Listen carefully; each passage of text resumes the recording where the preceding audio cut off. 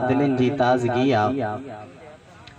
अल्लाह तबारक व तआला जी ज़ात बाबरकात कुरान मजीद फुरकान हमीद में इरशाद फरमायो त वला ज़िक्रुल्लाहि अकबर। अल्लाह फरमायो त अलबत्ता अल्लाह जो ज़िक्र तमाम वॾी शइ आ। अल्लाह जो ज़िक्र तमाम वॾी शइ आ। अल्लाह जो ज़िक्र रूह जी राहत आ। अल्लाह जो ज़िक्र दिलन जी ताज़गी आ। अल्लाह जो ज़िक्र दिलन जो इत्मीनान आ। अल्लाह जो ज़िक्र दिलन जो सुकून आ। अल्लाह तबारक व तआला फरमायो त अला बिज़िक्रिल्लाहि तत्मइन्नुल क़ुलूब। खबरदार अल्लाह जे ज़िक्र में दिलन जो सुकून आ। सब चओ सुभान अल्लाह। अल्लाह जे ज़िक्र में दिलन जो सुकून आ।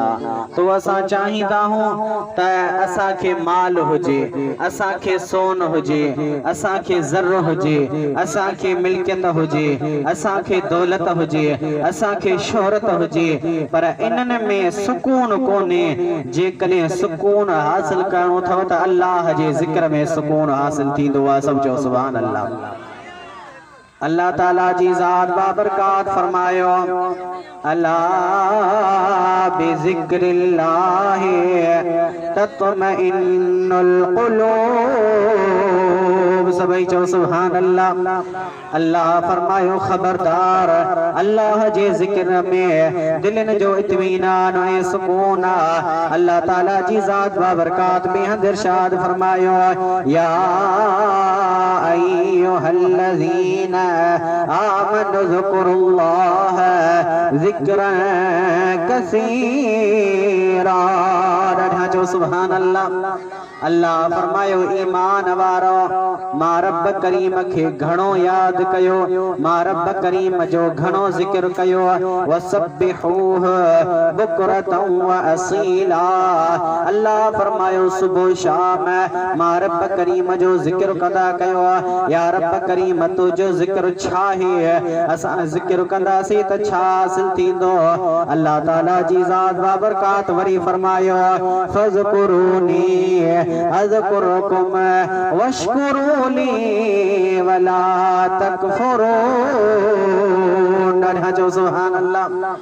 अल्लाह फरमायो मां रब करीम के याद कंदव, मां रब करीम जो ज़िक्र कंदव, मां रब करीम अवां के याद कंदस, मां रब करीम जो शुक्र कंदव, मां रब करीम जेका नेमत अता फरमाई थी माव उन जो शुक्र कंदव, मां रब वधाई दींदो माव।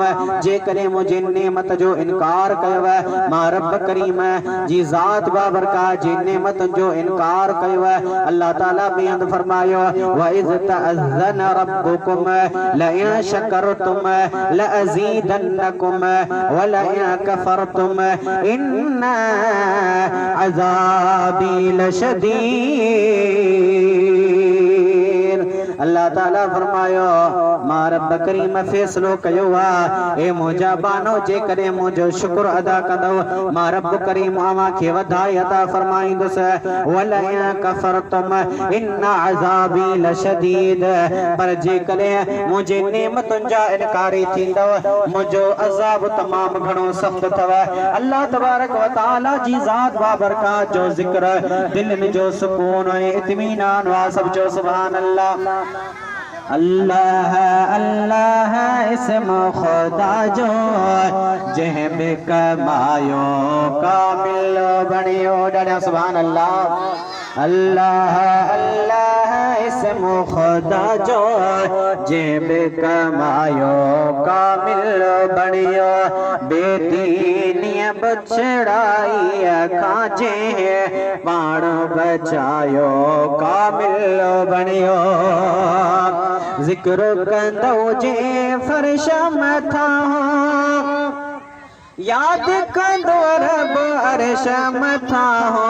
ज़िक्र कंदो जे फर्श मथा हो याद कंदो रब अर्श मथा हो कामिल मुर्शिद करीम वट जेको अदब सां आयो कामिल बणियो ॾाढा सुभान अल्लाह अल्लाह अल्लाह ज़िक्र खुदा जो अल्लाह अल्लाह इस्म खुदा जो जंहिं बि कमायो कामिल बणियो अल्लाह जे ज़िक्र में दिलनि जो सुकून आहे दिलनि जो इत्मीनान आहे रसूलुल्लाह सल्लल्लाहु अलैहि वसल्लम जी हदीस मुबारक आहे रसूलुल्लाह फरमायो जेको ज़िक्र करे थो वो ज़िंदह जे मिसल जेको ज़िक्र नथो करे वो मोल जे मिसल जेको ज़िक्र करे थो उन जे दिल खे राहत मिलंदी आहे जेको ज़िक्र कंदो आहे उन जे गुनाहनि जी माफ़ी रब करीम उन खे अता फरमाईंदो आहे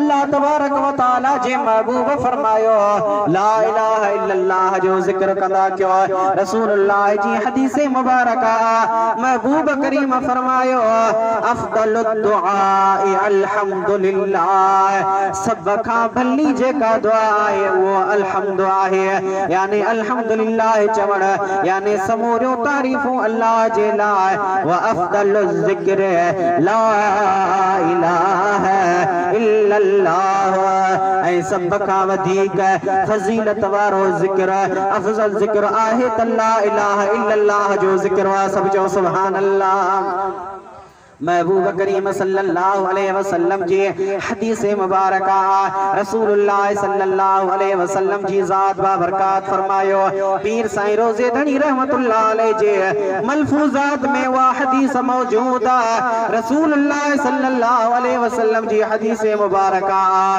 जॾहिं अल्लाह जे महबूब फरमायो एक जज़ीरो वा बेट छाके चइबो आहे जे जे चौधारी पानी हुजे विच में जमीन सुकल हुजे उन सुकल जमीन में उन जजीरे में उन बेट में हिकड़ो वण आहे उन वण जे हर हर पन जे मथा ला इलाहा इल्लल्लाह जो ज़िक्र लिखियल आहे ला इलाहा इल्लल्लाह लिखियल आहे मुहम्मद रसूलुल्लाह लिखियल आहे रसूलुल्लाह फरमायो उन वण जे हेठा अल्लाह जा मलाइका मुकर्रर थियल आहिनि सब जो सुभान अल्लाह अल्लाह तबारक व तआला जा मलाइका केते केड़ी ड्यूटी कहते पैगाम जी ड्यूटी कहते मीह जी ड्यूटी कहते मौत जी ड्यूटी कहते केड़ी ड्यूटी कहते केड़ी ड्यूटी अल्लाह जे महबूब फरमायो उन वण जे हेठा बि अल्लाह जा मलाइक है उन जी ड्यूटी इहा है त वो वण मां जे करे पन्नो छड़े थो जमीन ते न करे उन के अगे ओए मलाइक जन्नत में पहुंचाई ईंदा आहिनि सब जो सुभान अल्लाह अल्लाह जा मलाइक जन्नत में उन पन्न के जेते ला इलाहा इल्लल्लाह जो इस्म लिखियल जन्नत में पहुंचाए था वदा तू असा गुनाहगार तायो ऐबदार तायो रियाकार तायो सियाकार तायो आसी तायो पर मुस्तफा करीम जा उम्मती हो जे करे असा कलमे भरण वारा हो उन का बाद में जे करे कलमो भरे छड़ियो मौत अची तो वने हिसाब किताब थी दो पर आखिरी मकाम जे करे मुसलमान ऐ मोमिन जो आहे तो वो जन्नत में आला मकाम सब जो सुभान अल्लाह अल्लाह तबारक व तआला जे महबूब करीम सल्लल्लाहु अलैहि वसल्लम जी ज़ात बाबरकात दुनिया ते आया सरापा रहमत बन जी आया सरापा नूर बन जी आया सरापा हिदायत बन जी आया मुस्तफा करीम जे बुधायो जिक्र कंदो दिलन के सुकून मिलंदो रसूलुल्लाह फरमायो पंज वक्त अवां जे मथा नमाज फर्ज या नमाज भी अवां के पढ़नी जिक्र भी अवां के करणो पीर साईं रोज़े धनी रहमतुल्लाह अलैहि फरमाइन था जेको सुबह जे नमाज का अग में तहज्जुद जे टाइम ते 4 तस्बीहों जिक्र जो थो करे ला इलाहा इल्लल्लाह वरी बी तस्बीह इल्लल्लाह त्री तस्बीह अल्लाह चौथी तस्बीह हो वरी बी बियो केड़ो टाइम सजल थे जे नमाज का बाद में ये 4 तस्बीहों जिक्र जो करे पीर साईं रोज़े धनी फरमायो कब्र क़यामत में मां रोज़े वारो इन जो ज़ामिनो आया सब जो सुभान अल्लाह पीर साईं रोज़े धनी रहमतुल्लाह अलैहि वडी अजीम हस्तिया अल्लाह तबारक व तआला जो कामिल अकमल वली वा सब जो सुभान अल्लाह सब सलात पढ़ायो सल्लल्लाहु अलैहि या रसूल अल्लाह वसल्लम अलैका या हबीब अल्लाह सल्लल्लाहु अलैका या रसूल